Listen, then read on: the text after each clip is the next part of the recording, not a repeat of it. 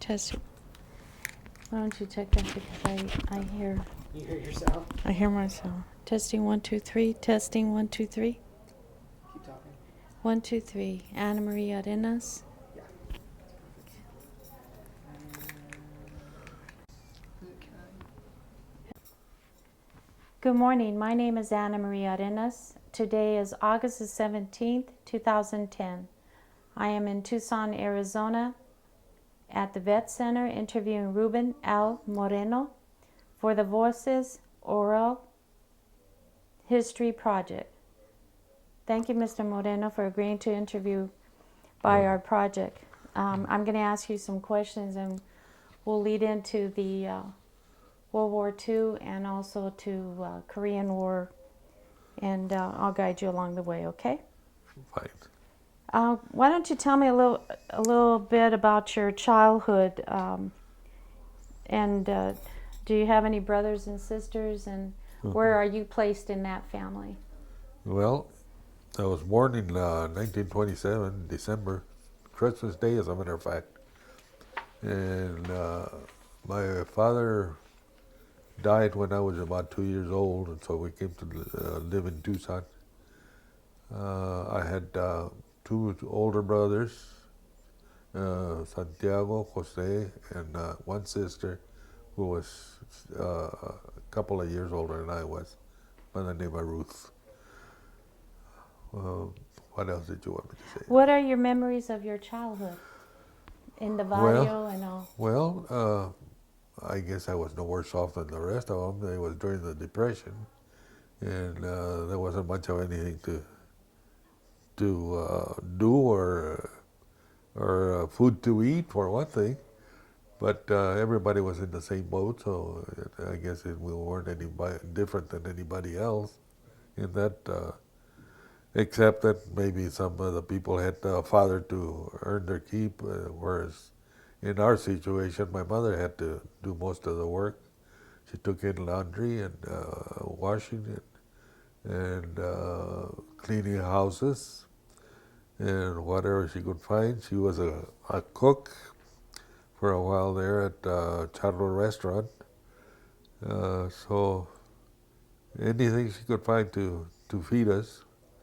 My two older brothers went to the CC camp as soon as they were tall enough to lie about their age and help support the family that way.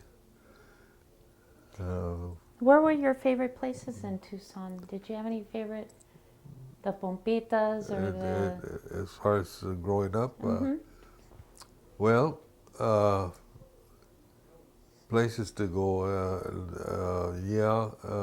when I was getting around to where I could drive a car or what have you, going to the Sabino Canyon was a big thing, having picnics over there.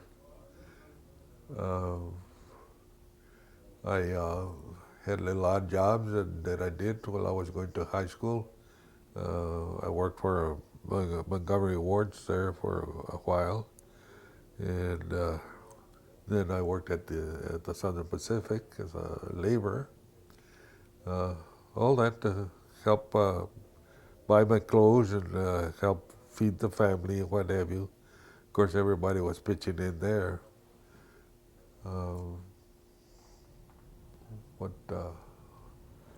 What traditions do you feel that your mother instilled in you?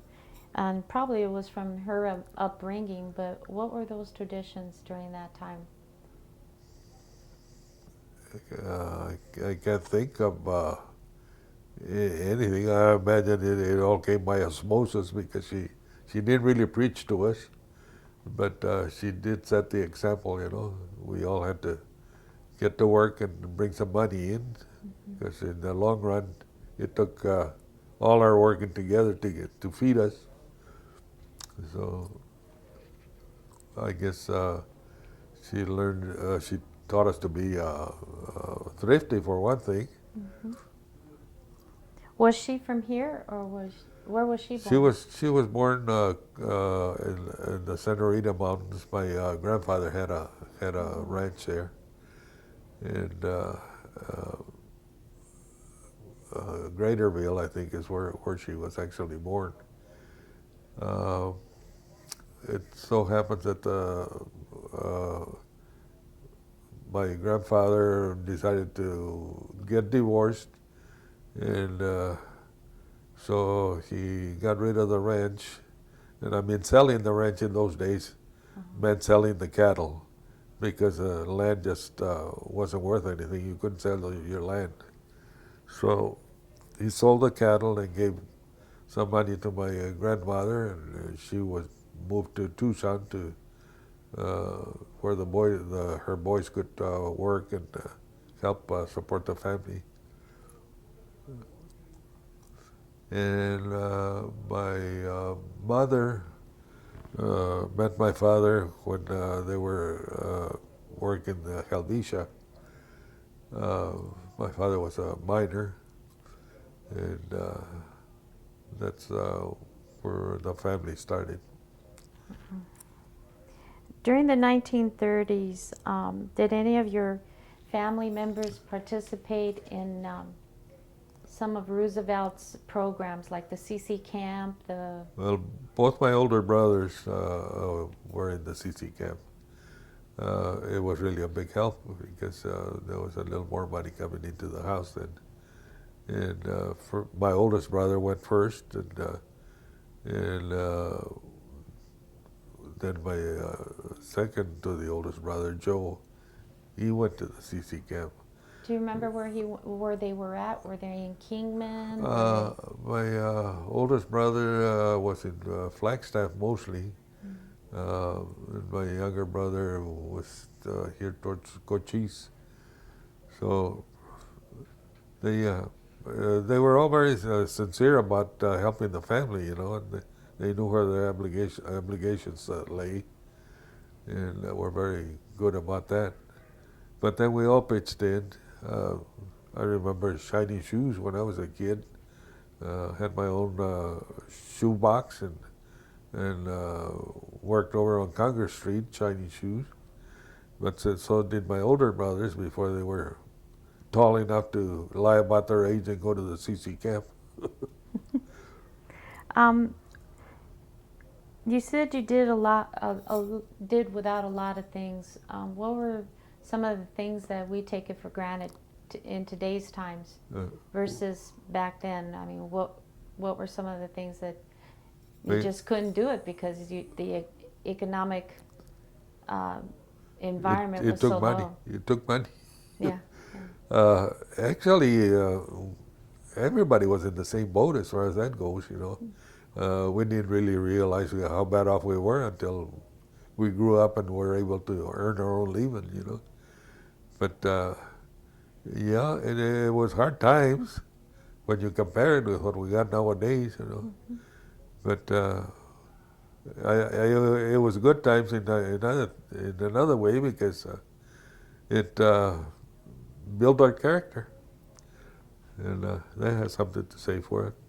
Your transportation methods back then, was there bus transportation, or it was mostly walking? Mostly walking. Or the bike? Mostly walking. We didn't spend any more money than we had to, and if it meant saving some money, we were going to walk. How did you make up for things that you couldn't have, like toys or clothes? Did your mom sew? As a matter of fact, she did. Of course, she tried everything to help bring in some money. She did some sewing, and she took in wash and ironing, and everybody in the house pitched in, with little odd jobs we could get here and there. Myself, I shined shoes, but so did my older brothers. Like I said, until they were old enough to pass for a grown up and went off to the CC camps. I was the only one that didn't go to CC camps. How old were you when your parents died? Well, my father died when I was 2 years old. My mother lived to be a ripe old age of 96. Do you think your attitudes about the country were different from your parents? I don't think so. They were a big influence as to how I thought about it, you know. But well, we knew we couldn't have everything there was to be had, and we made do with what we could get. There was a lot of times when we would all pull in our money, you know, because each one of us was earning some kind of money. Shiny shoes doesn't earn you too much, but I was still able to hoard away a little bit here and there, you know. And when it came hard times that we needed to pull our money, I reached into my pocket and poured it all out. What was the majority, not the majority, but what was the main language spoken in the house? Spanish, mostly. My mother was very short on English, although she did attend school for about something like 3 months. In those days, they lived over on the Santa Rita Mountains. My grandfather had a ranch there. Of course, having a ranch in those days meant that you ran some cattle on some property that you lived in. When he sold the ranch, supposedly, it was just a matter of selling the cattle and then just abandoned the land, the house, and moved to Tucson. And the irony of it is that the guy that took over my grandfather's ranch, Charlie Beach, he had some cousins of mine working for him to run the ranch, a ranch that the family had owned. They were working for. What about your school life? It sounds like did you live within Tucson area, or were you kind of like in the outskirts of? When we moved to Tucson, Tucson wasn't very, very big, you know. Anything was close to town. We lived on Convent and Meyer Street mostly, maybe at the most 5 blocks from Congress. So everything was within walking distance, so there was no problem getting around. I went to Carrillo School and then Drachman School, and I walked all the time to school. How many years of school did you go to? Well, I was the only one in the family that went to high school, and I quit high school to go to the Navy in my junior year, so finished the high school when I was in the Navy, and I was the only one that did graduate from high school because the rest of them went to work right away. You know, both my brothers went to the CC camp, like I said, and helped support the family that way. Any special memories of your school life that you recall? Well, it was fun. I mean, you could start thinking back on it, you know, and boy, we sure missed out on a lot of stuff these kids nowadays are getting, you know. But so did everybody else, so it really wasn't that bad when you were going through it. Was it was it primarily Latinos in the schools that you attended? Very much so, as a matter of fact. In the Carrillo and Drachman School, I think we were doing good if we had maybe 3 or 4 güeros in our class when they graduated, you know. So it was pretty much Mexican. Did you ever feel that you were treated differently because you were Latino? Yes, but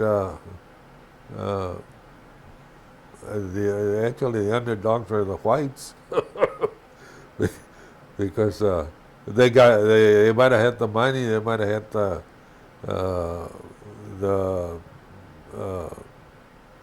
lifestyle for them, but they were the minority actually. What about high school? What did you like about high school? What were you involved in high school? Uh, Actually, I was pretty much involved in getting rid of uh,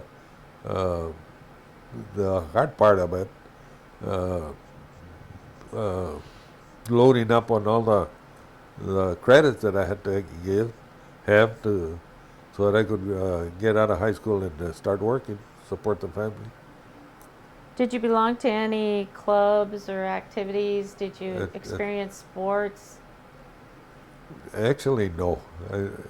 Uh, Sports I put aside mainly because I wasn't very good at it to begin with, and I needed to make money, so I usually had a job to go to after school, and so working for Montgomery Ward was pretty good that way, because after school I'd run over there and put in a few hours. Uh, was Jake's there at that time? Who? Jake's, the hot dog stand, was that? I wouldn't have known because I never had money to buy my lunch. Yeah. I used to make a bean burro, stick it in my pocket, and go to school.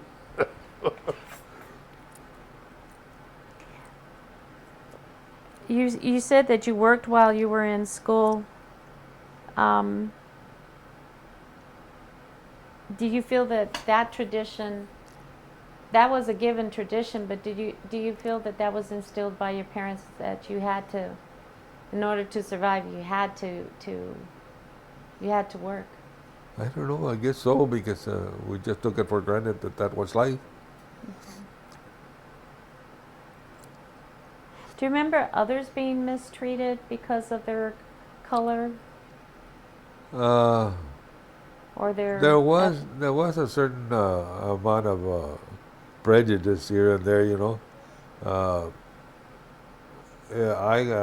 when I was growing up, I know that I don't know if it was actually, uh, what do you say, separation of the whites and the browns, but uh, I know that we hardly ever went to Fox Theater, but then you didn't have any whites going over to the plaza either, so maybe it was give and take, That's just what we preferred to do.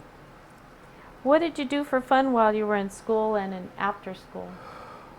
Well, there was the irrigation ditch for one thing, free swimming. uh, and of course, Saturdays and Sundays we'd get up real early and go behind the Congress Street stores and get boxes, wood boxes and cardboard boxes. The cardboard boxes, if they were clean, we'd take over to the baker shop, get some day-old bread for that. And wood boxes, my mother used that for the stove, because that's all there was, a wood-burning stove. What do you remember what was going on in our country and even our community back in the 40s?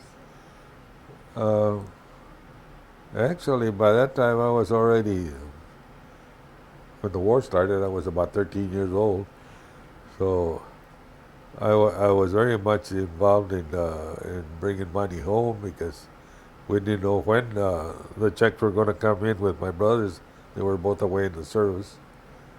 And it was still the same old grind, try and get some money to support the family and keep us eating. Were the traditions of your mother real strict to the point that how she, or what did she do as far as you dating in those days? What traditions did she instill in you about that? I don't remember her really preaching at us, but she did ask questions whenever we stayed up late, and we better have some good answers for her, or we'd get a talking to. But I never remember her spanking us for doing anything wrong. Did you go in groups or did you go on individual dates? What did you do? Where did you go? Well, there was always a vino, for picnics on weekends. Uh, if we could get away from work, because usually work came ahead of anything else, And What about dances? well, as I got a little older, I took to dancing. Everybody danced then, and it was I'd say a way of socializing and being able to get somebody close to you. Do you remember some of the dance halls that were here in Tucson? Do you remember their names?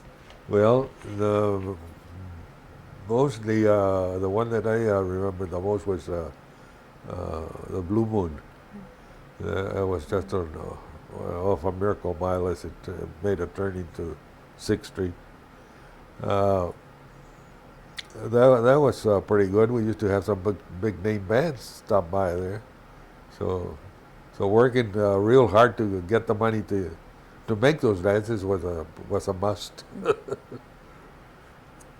Do you remember some of the names of those bands that used to come in?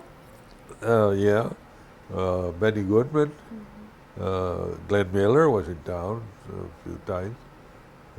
Well, all the big names they stopped by at the Blue Moon to play for us. Was that dollar a dance still there when they used to have the tickets? The ladies had the tickets, and you'd buy a ticket to dance with the ladies. Was that there in Yeah, those days? yeah, uh-huh.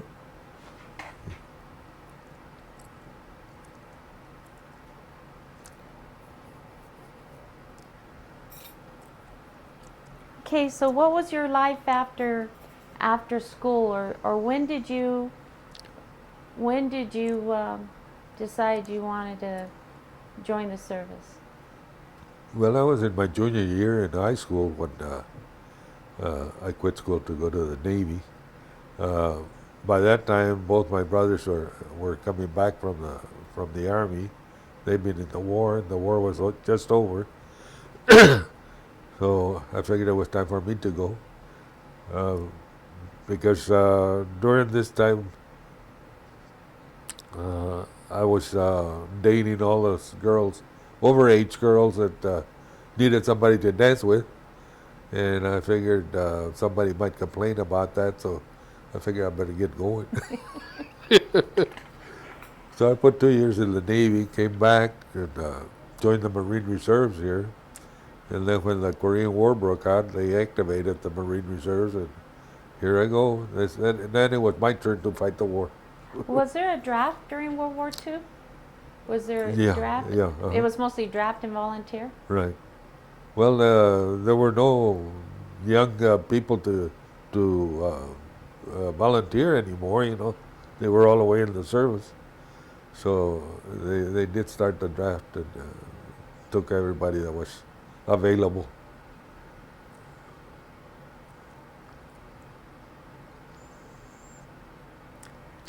Did you experience wartime during World War II when you were in the Navy?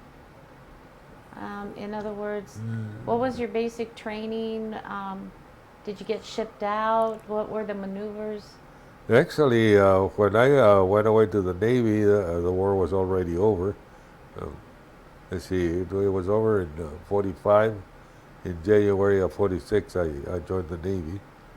What division were you in, and where did you do your basic? Well, the Navy had a different system from the Army, of course.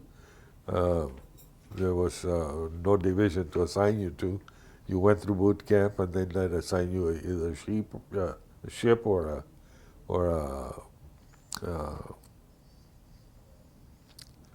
a unit to belong to, like a base camp of some kind, like Seattle or San Diego or New York. So I went to the Navy and got sent to the Philippines. I figured, oh boy, just what I wanted, to go around the world. But they forgot about me over in the Philippines. And I had duty on small craft, landing craft mostly. And put 2 years in the Navy, came back home, and the Marines had started a Marine Reserve unit here in Tucson, and all my friends were joining up, so why not, you know? And there we go with the Korean War, you know. And that one I got to see a fighting war then. What do you remember about Pearl Harbor during all that time? We were coming home from the ranch, as a matter of fact, and we heard these kids running on the streets, you know, selling the extra. And that's what it was. They were announcing that Japan had bombed Pearl Harbor. Uh, both my brothers, like I say, went to the service right away. And my older brother, he was lucky. He was sent with he was in the 158th Infantry Regiment, and he was sent to Panama.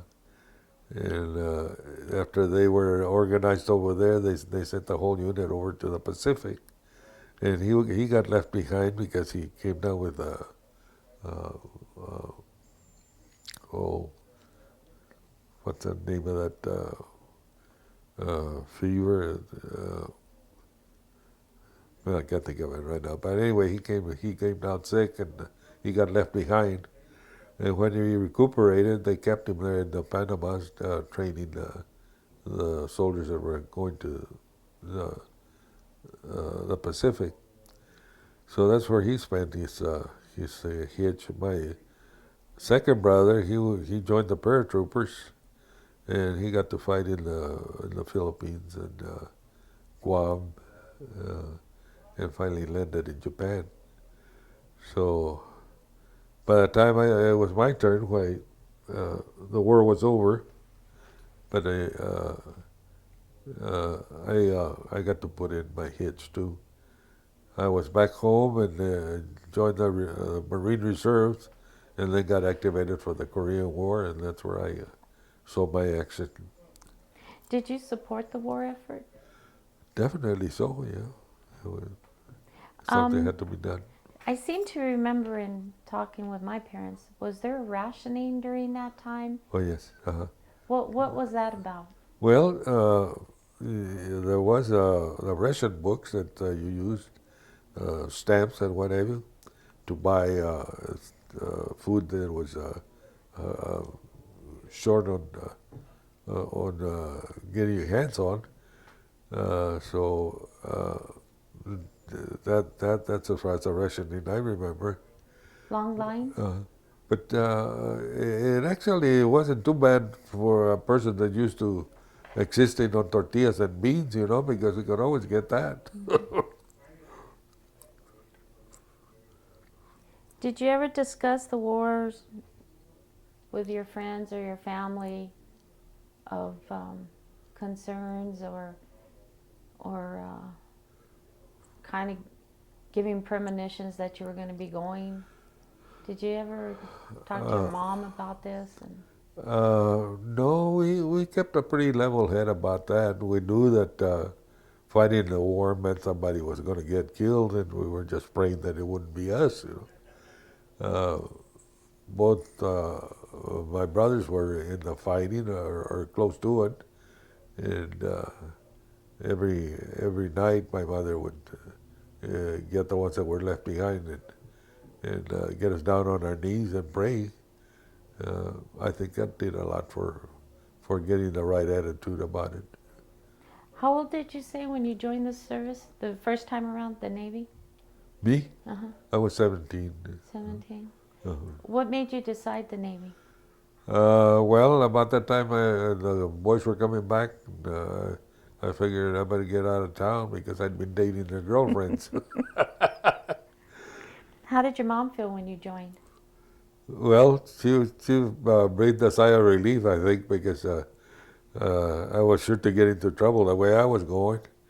And besides that, why, she knew the killing was over, so she didn't have too much to worry about me there. Did you decide to go with a group of your friends, or did you independently just go? Well, there was a few of my friends, and they all wanted to join the Navy. Both my brothers had been in the Army, and that's where I wanted to go. But I figured, well, I'll go with my friends. Of course, as soon as we were done with boot camp, my friends were going different directions, you know, and I never got to see them again until we got back. Did you just go to a reserve center, or did they have open tables with the different branches of the armed forces, and you just got in No, line? once you signed up, uh, you were hooked. I mean, you had no say, so they were going to put you wherever they needed you. And it was usually away from your friends, separating everybody. And you were single. You didn't have a girlfriend, or? No, no, I had a lot of girlfriends, but I wasn't committed. Where did you do your basic training at? San Diego. Why don't you describe that experience? How long were you before you shipped out? And Actually, the training took about 2 months. And after graduating from boot camp, you were sent home for delayed route, they used to call it. It was something like 5 days to a week. And then you'd report to your base or wherever they wanted you to report to. And from there, you'd go on board ship or somewhere else, you know. But I never got to see any of my friends that went with me after that, you know. We were all separate units. was this the first time you were away from home? Oh, yeah, definitely. It was a little hard getting used to, but with so many guys in the same situation, you know, it wasn't too bad. Was there a lot of Latinos during that time too? Yeah, quite a few. Did you guys speak Spanish to one another, or did you? Yeah, got into a lot of trouble because of it, you know. But we seemed to thrive on trouble. I was sent to the Philippines, and figuring, oh boy, around the world, that's just what I wanted to have, you know, go all the way around the world, going east and going west. But they forgot about me in the Philippines. Did they prepare you when you went to the Philippines? In other words, the people's culture, the terrain, the environment. Did they tell you? In other words, did they give you brief you as to what you were getting yourself into when you went over there? No, that was the least of their worries. They had other problems, you know, where they were going to put these people and why. But you weren't got in on it. You didn't make the decisions. What was your position in other words, were you a tech? Were you what was your role in the Navy? What was your assignment? Your title? It made you wonder a lot of times. But by the time they sent me overseas, I was seaman first class or second class. And in the Philippines, the few friends I had made got separated, and they went every which way. A lot of them went on board ship. A lot of them went on reported to different bases overseas. And I stayed in the Philippines most of the time that I was in the Navy. I had a 2-year hitch in the Navy. Came back and decided, well, the military life isn't for me, so I'll just get out, you know. And of course, that's when they had this marine company formed here in Tucson. So I joined it to be with more of my friends. And the Korean War came along, and here we go again. So you didn't see any action during the Second naval. World War? No. Philippines, was that kind of like a neutral base? Did you live on base? Well, it used to be a United States possession before the war, and when I was there, let's see, that was in June or July, as a matter of fact, July 4th, 1946, the Philippines got their independence from the United States and became a nation. But the United States still has a naval base over there in Subic Bay, And at the time, we had the one in Subic Bay and another one in Sangley Point in Manila. So, Did you experience any discrimination overseas? uh, On the ship, during basic training? not near as much, although I got into some very good fights. Very good because I came a winner. Were the officers all white, or was there any Mostly. Uh-huh. mostly all white? Yeah. There was rare occasions that there was someone that was Latino then, Yeah. as an officer? Yeah, very, very rare. Were they mostly drill instructors or anything higher? Uh, In and I don't rank? know what was behind it, whether they were being held back or whether they did stay in the service long enough to rate a rank. Did you write to your relatives and Oh yeah. Uh-huh. kept in contact with your Yeah, mom and all, yeah, you know family and all the girlfriends? that. Well, yeah. Most of them got married while I was gone. Did you ever keep a diary or a journal? Over there? Yeah, of your experience? Yeah, to some extent. But then there was a lot of stuff I didn't want to write down. I didn't want to incriminate myself. What were your specific duties when you were in the Philippines? Well, I had no say-so on that.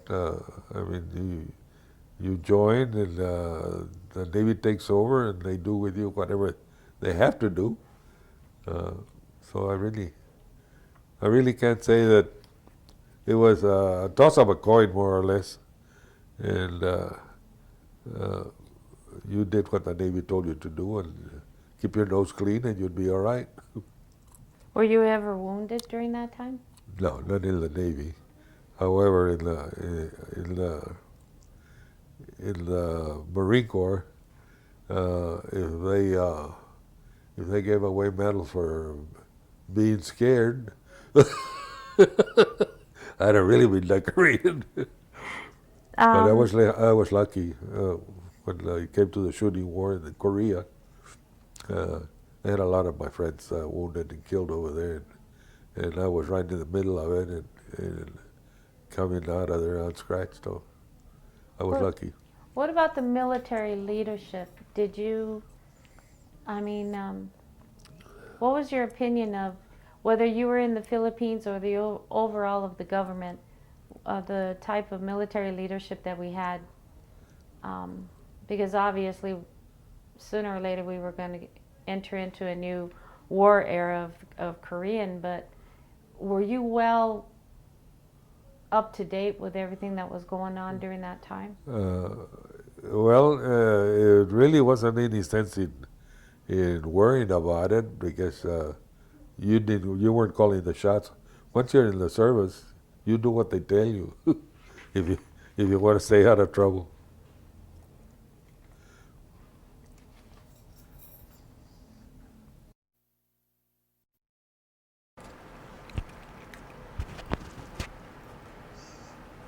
Okay. I'll just let it play. Did she want to come in? No? Okay. So I just left it recording. It's still recording, so you can just leave it. Okay.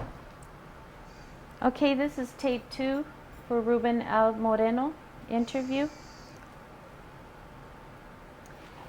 You said you came back from the Navy, and how were you received from the community and from your family? Well, the war was already over and the hoopla had faded away, you know, so some people, they never even knew I was gone. But I would say I was received better than most. Then you said how long before did you say, I'm going to join the Marines? And Well, when was that? They started a Marine Reserve Company here in Tucson, and most of my friends were joining it, and it sounded like a good time to get together with them and go have pitcher of beer after the meetings, you know. So I decided to join. Never thinking that I would be activated because, of course, we only had a war every 20 years. But as it so happened, the Korean War broke out, and here we go. So from the time that you came back from the Navy to the time that you enlisted, how much time did you stay in the home front? About a year, I'd say. About a year. Uh-huh. When you joined the Marines, did you get married prior to it, or No, you were still single and free? Still single, yeah. As a matter of fact, if it hadn't been for the Korean War, I probably wouldn't have married. But I figure I better start raising a family if I don't want to go back. And were you part of any organizations, any special clubs? Like I know there was a men's club during the 40s with the father from the cathedral and all. Were you involved in any of that? No. See, I wasn't a Catholic to begin with. And of course I got religious when I went to fight a war, you know. Did a lot of praying then. And I liked the organization of the Catholic religion, so I figured I'm going to become a Catholic. Did you support the war effort when you found out that they were going to start enlisting for the Korean War? I mean, how did the reserve unit fit in this picture? Were you all drafted? How did that happen? Well, to begin with, like I mentioned before, wars came about every 20 years, give or take, you know, a couple of years. And we figured, well, the fight is done with. So, and of course, when the United States was involved in the war, you didn't question the fact that there should be or there shouldn't be a war. Okay, there's a war for some kind of reason, so I'm gonna do the best I can as far as fighting is concerned. So you volunteered to join the, I mean, Yeah. you volunteered to join the Marine Reserves, but then you all were drafted then? We'll say activated. Activated. Yeah. Okay. Once you're tied up with a United States service, why you're tied up. You don't have a say-so. How old were you when you joined the Marine Corps Reserves, and how old were you when you got activated? I guess I was about 21 years old when we were activated. Yeah. Were you a registered voter then? No, I don't think so. Or was I? No, I don't think I had. I think I got involved after I got back from Korea. So were you Democrat or Republican? Well, we've always been Democrats. My mother was a registered Democrat, and of course the Democrats were considered the poor part of the scale, you know. If you didn't have any money, you didn't have any business being a Republican. Did you want to go to war? When you heard that they were going to activate all of you, did you want to go? Yeah. Yeah. Mainly because as a duty, and because it was an adventure.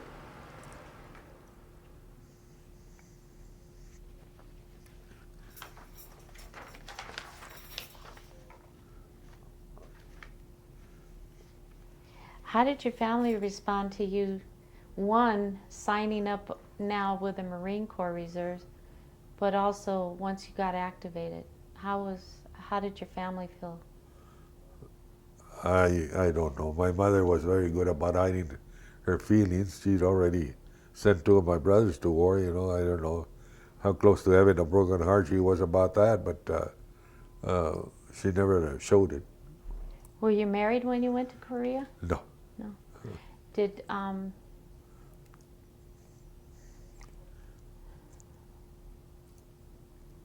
did you have a girlfriend or? Well, I did have one steady girlfriend at the time, which was unusual. Did she react to your decision? Uh, yeah, but she didn't. She didn't sound like she was too worried about it. I guess she didn't know what it really entailed. Do you remember? I know we talked about how your family felt about this, but do you remember the community? How, you know, what were the headlines? What the community was thinking about this Korean War? I don't really recall too well what the feelings were. Were you did basic training, right? You had to go through basic training all over again when you joined the reserves? No. No. Okay. As a matter of fact, to this day, I still haven't gone to basic training. They said you've been through it once and that's it. Yeah. So where did you ship from to go to Korea? From here, from the reserve unit, where did they go next to? Camp Pendleton. And we figured that we'll be there for training, you know, and then get assigned a unit and take off. It didn't happen that way. We just showed up over there. They shuffled us around for a while and then sent us off to war. What were your duties? What was your rank and Well, I had been assigned to the machine gun platoon, Oh. and I was a machine gunner to begin with, and right off the bat they wanted to make a section leader out of me. The section leader has 2 machine guns to worry about, and I told them I didn't want it, and they couldn't understand that. Everybody's waiting to jump at a chance like that, more money to begin with. And I said, I don't want the responsibility. I said, I joined the machine gunners because I wanted to shoot somebody. So Well, give me a chance. did you see a lot of Latinos when you went to Camp Pendleton? Oh yeah. There was a lot of Latinos. And- Again, was the officers majority white and Right. yeah. They asked me one time, this one particular fellow that I met in a reunion in Florida. He says, let me ask you something. I said, I can understand if you don't want to answer. He says, but how come you Mexicans were so brave? I started laughing. What do you mean? I said, well, yeah, he said, you guys were so stoic. They do out there to get shot at, and you were kidding all the time you were out there. Well, everybody has a different way of doing things. I says, and I guess that was our way. But I didn't know that we were any braver than anybody else. I says, it's just it had to be done, so we did it. With the conocidos that you learned to become friends with and again, did you speak Spanish amongst each other? Yeah, yeah. Were you briefed before you went to Korea as to what to expect about the environment, the terrain, the people? Were you prepared to know what to expect when you arrived there? No. That's one thing I've always thought that the service should have, you know, an indoctrination as to what to expect. But no, there never was any inkling about what's going to happen over there. Okay, so think back once you arrive in Korea, what did you think?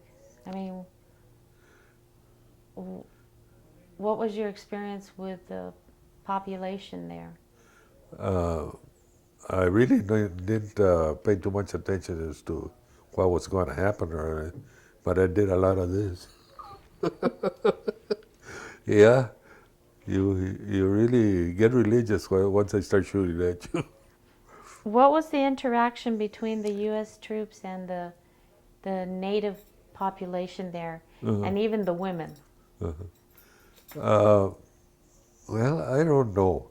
It was very hard to understand their feelings to begin with, and not speaking the language, why it made it just that much harder.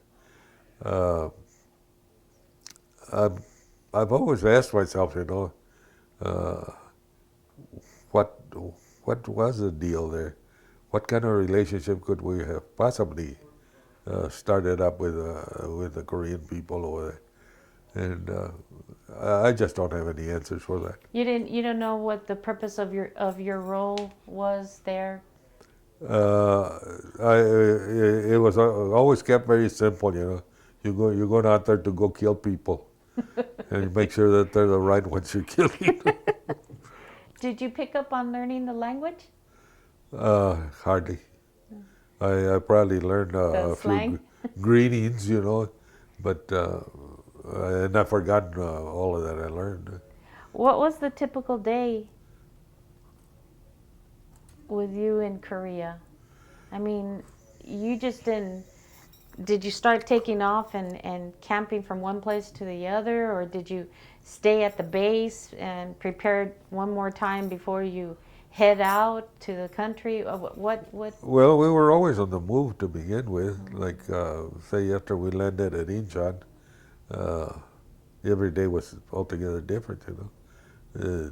They'd say, okay, we're moving out, you know, you get organized with your unit. And by that time, I had a machine gun that I was using. And we just went on the attack. Was it already? Were you already experiencing the cold weather at that time, or was it No, it was until very you went hot. further in? It was very hot. As a matter of fact, this was September 15th that we made the Incheon landing. And we really worked up a sweat with our first push. You know. And every day was the same, only different. Because every day, you know, you think, am I going to get it today? Will it be serious? Why were they constantly moving you? Was it because Well, we're you, on the push. We're attacking. you were attacking? Yeah. So you mostly camped. Your living conditions were camping more than staying at a base then? Oh, definitely. We didn't know what taking a shower was for the longest time. Was there anything you missed about home? Everything.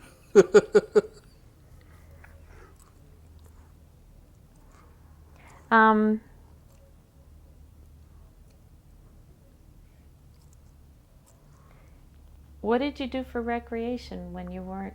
I mean, you were always on alert, or?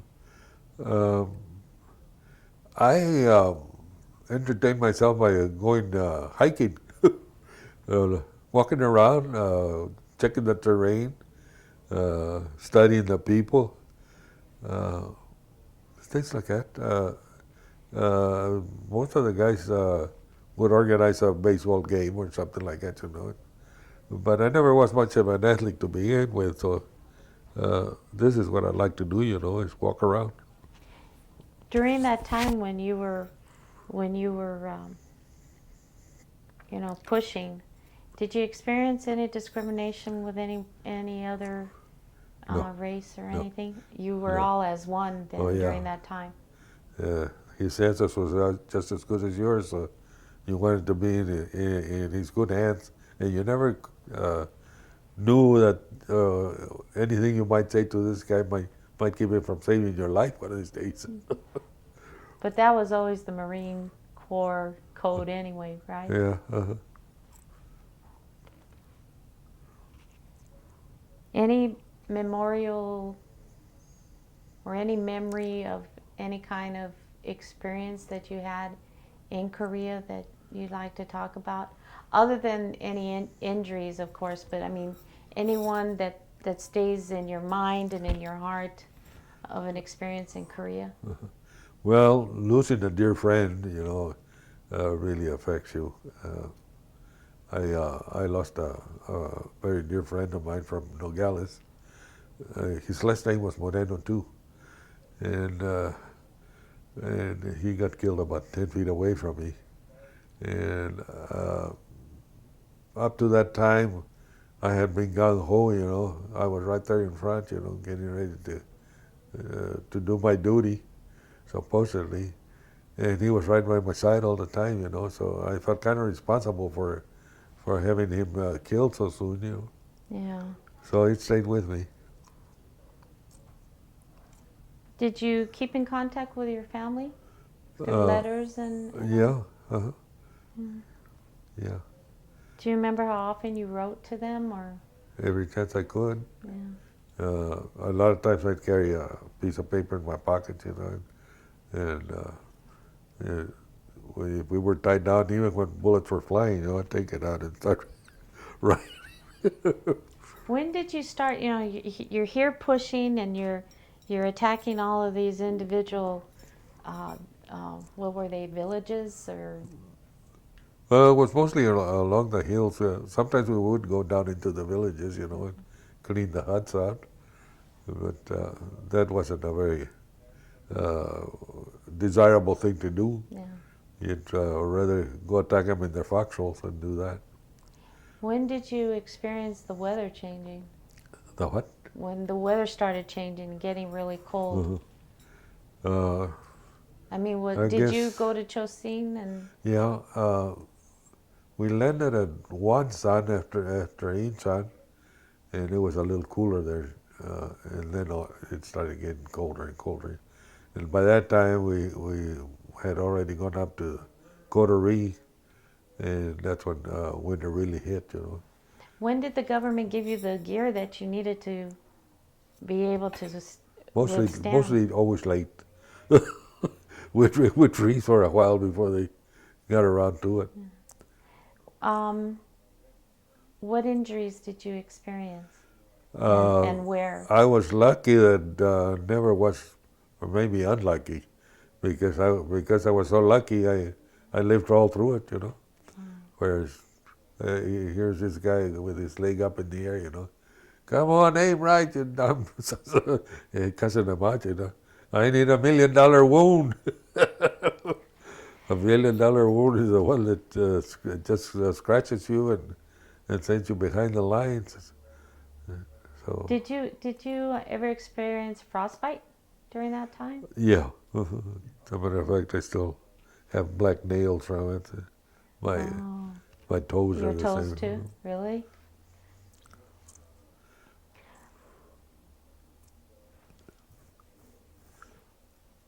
And you continue to be a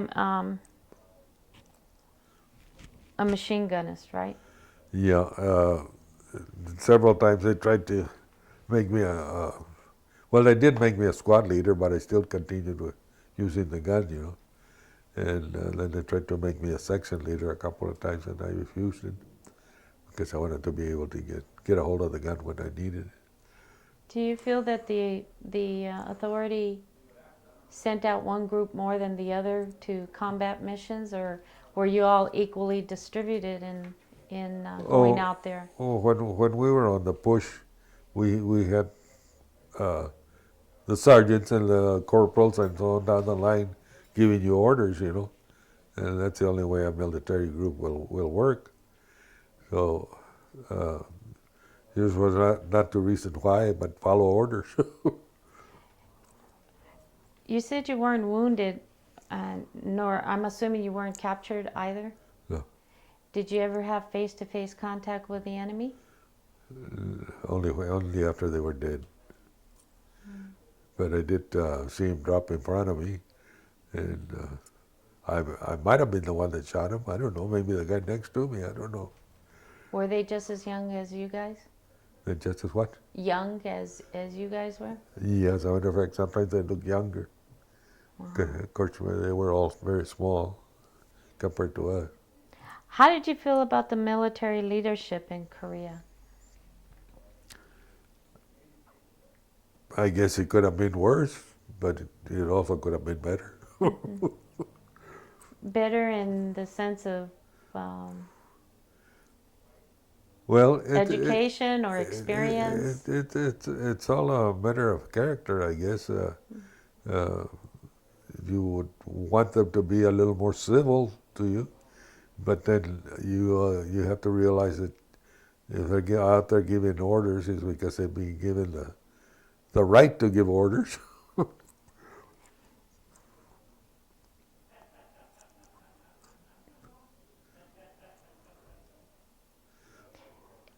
During that time that the unit is transporting themselves, you were going by foot, right? Was there any leadership that were Latinos during that time? I imagine so.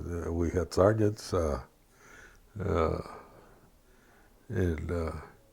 well, like myself, I was a squad leader, so I had 10 men under me that I would tell what to do. And but Any the challenges? reason I stayed with that is when I gave an order, I would be out in front, and they were following me. I didn't say go take that hill, you know. You were right there with them. Uh, Any challenges as a leader, as a section leader? no, never did. I was pretty well respected by most of the guys because I treated them the way I would like to be treated. How did you get along with the Korean people? I mean, I know they had some units from Korea that were with you, Uh-huh. not you personally, but were with the units. Yeah. How did you get along with them? I had as little as to do as possible with them. To begin with, I'd have trouble making them understand what I wanted, or my feelings, or whatever. So I just as soon not raise a friendship with them. Why do you think the U.S. got involved in the Korean War? Stupidity. Yeah, I don't know. The higher ups, they're not going to be out there dodging bullets. So I mean, they find it very easy to make decisions, and it's your skin that they're messing around with. Do you think that the majority of the troops felt the same way you did, that they didn't even want to learn to get along with the Korean people? They just were there for a Probably job not. and that's it? Yeah, probably so.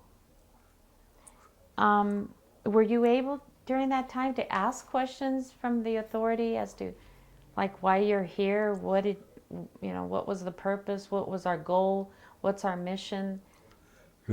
Outside of day-to-day doings, they had the rank, they were giving the orders, I was following them. And that's the way I wanted it. I didn't want to be giving orders. I didn't want to feel responsible for somebody dying because I gave him the wrong order. Yeah. Did you receive any awards, citations, or commendations during your service in Korea? Personally, I was awarded the Bronze Star for valor, and then I was awarded the Silver Star, which is higher, but my sergeant that was putting me up for it took credit for something that I did rather than him, so they cut me down to another Bronze Star. So I got 2 Bronze Stars out of it. Wow. How long were you out there? Let's see. In combat, it was September 15th of 1950, and after we took Seoul, we pulled back and landed in Wonsan, and then in Wonsan we headed north, and it wasn't until close to Christmas that we pulled out of there. So what do you say? September, October, November, December, 3 months combat. Seemed like a year. Mm-hmm. And then when they bring the Marines back. Did you decide to continue being a Marine as a career, or No. you came back home? I never did have that feeling that I wanted to make a career out of the service. When you came back home, were you still in the reserves then? Yeah. And when did you get out of the reserves?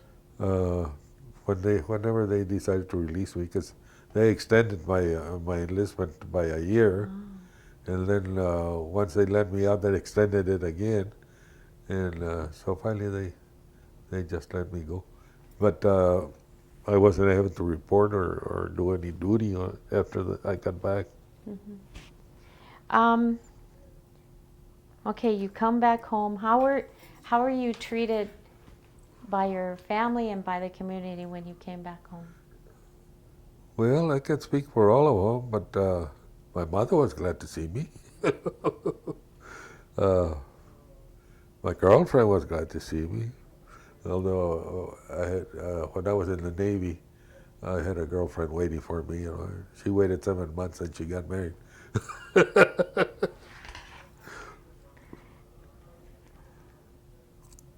What what do you think? What do you think about your service as a Latino in Korea? Well, I don't know. I was out there to do my duty, and I thought I was doing my duty. Got a lot of respect out of the guys under me, and the guys over me. They usually pick me to order because they knew I was gonna try my damnedest to get it done. You said you didn't suffer any disabilities other than the frostbite, right? Uh-huh. Has that affected you today? I mean, in today's time? I imagine it has. For a while there, it was so bad, you know, that I could hardly walk, and my hands were always stiff and hard to manage any small stuff to work with, you know. Do you feel that the government took care of you? As good as could be expected, I guess, you know. And But, today, do you think the veterans? yeah, yeah. Well, it's a good thing it wasn't any worse than what it turned out, because I don't know. I'd be complaining if I couldn't do all the things that I can do. Did you feel that being in the war affected your life when you came back? And if it did, how? I would think so. I mean, nobody goes out there and go through what we did and not have some kind of a reaction from it. But it's all in your character, I guess, and your ability to live with it. I know a lot of people that killed out there that feel real bad about that, and I don't know. I don't think I would. I know I killed a lot of people out there. I didn't actually see them falling in front of me, you know, but I wouldn't let it bother me. So you My didn't- reasoning was if I didn't kill them, they'd wind up killing me. Yeah. So it was self-preservation as far as that was concerned. Yeah. Did you ever experience or diagnose with post-traumatic stress? Well, I'm saying no, but I don't know. Some of my reactions nowadays might have been. I have a brother that came back and his character was completely destroyed over there by post-traumatic stress. And then he took to drinking, and that didn't help matters any, you know. So It affects everyone. The strong survive one Yeah. way or the other. yeah. What would you change? What would you change if you had the opportunity, your experience in the Korean War? change what happened, or I don't know. Do I'll tell see you it? what, I used to pray a lot, but my prayers were that I'd be able to take it, that I wouldn't embarrass myself or my friends or my family by not doing what I had to do.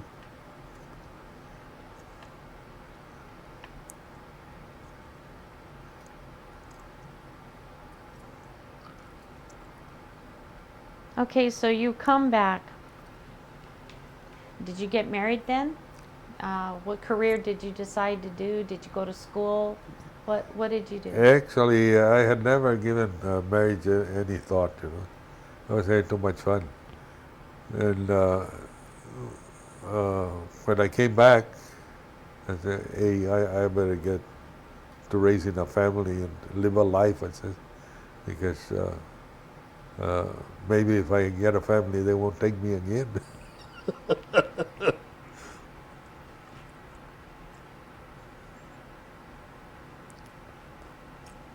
So what'd you do after the war? Where'd you work at? Let's see, I had already started an apprenticeship as a cabinet maker, and I went back to that. Got my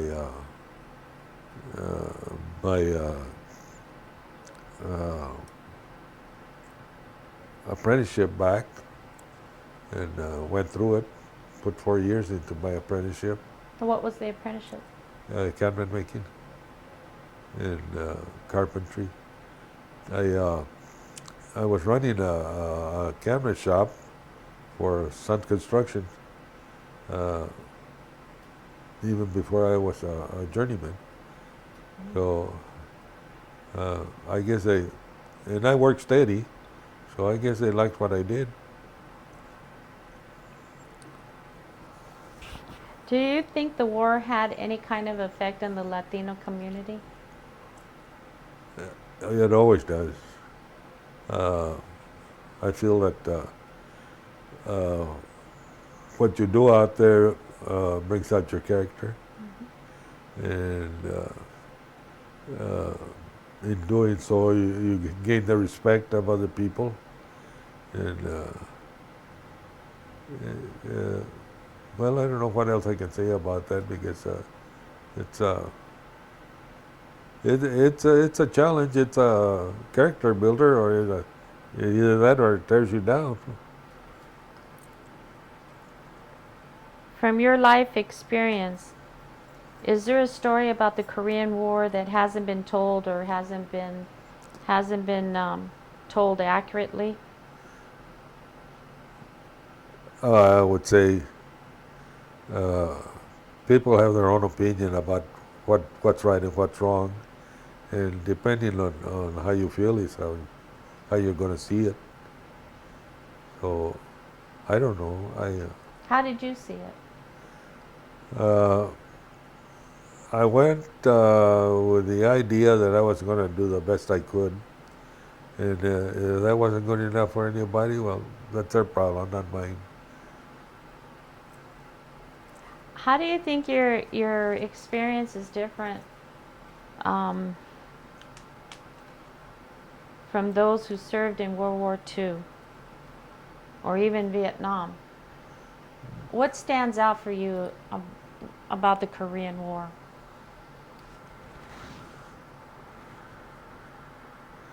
Well, I don't know how to answer that, because I see one war is just as bad as the next, and and how you come out of it is what really counts, I guess. But like I say, I don't know how to answer that. Is there anything you would like to add to this interview?